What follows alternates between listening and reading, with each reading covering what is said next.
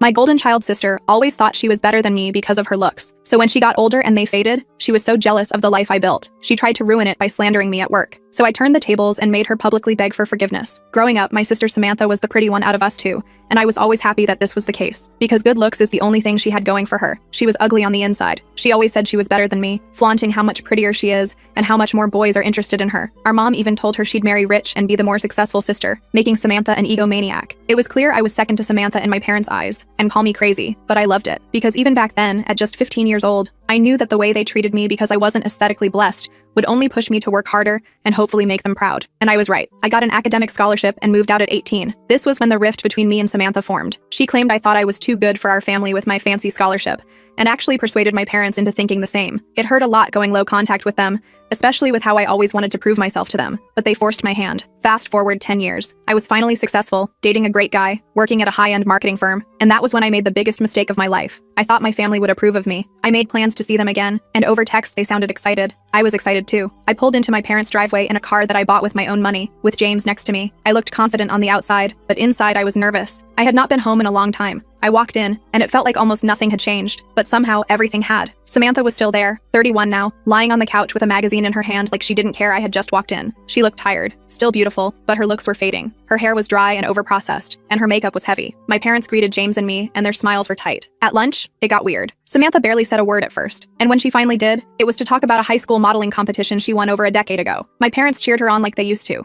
By evening, the energy in the house was awful. Samantha kept throwing digs at me, flat out telling me, "I'm still prettier than you, and that's all that matters." She brought up how I once tripped during a school recital, and the whole room laughed at me. My parents chuckled along awkwardly. James kept giving me reassuring touches under the table. My patience was thinning. Later that night, I found Samantha alone in the kitchen. She was standing by the window, staring at her reflection, almost tearing up. I took a deep breath and did something I had been thinking about since I decided to come home. I offered her a job. I told her that my firm had a new marketing division opening, and I had pulled some strings to create a spot that I thought she would be perfect for. It came with a place to live, classes to help her sharpen her skills, and real chances to build a career. I said it gently. I made sure she knew it was coming from a place of wanting her to have something better. At first, she just blinked at me. I thought maybe she was shocked. Maybe she would cry. Maybe she would hug me. But then her face changed. She looked furious. "You think you're better than me?" she yelled. I was taken aback. That's when she started. She said I was still the awkward, forgettable, ugly sister underneath it all. She said James would leave me the second someone prettier came along. Her voice shook from rage. Deep down I wanted to, but for the first time in my life, I did not back down. I told her calmly that she had every opportunity handed to her on a silver platter,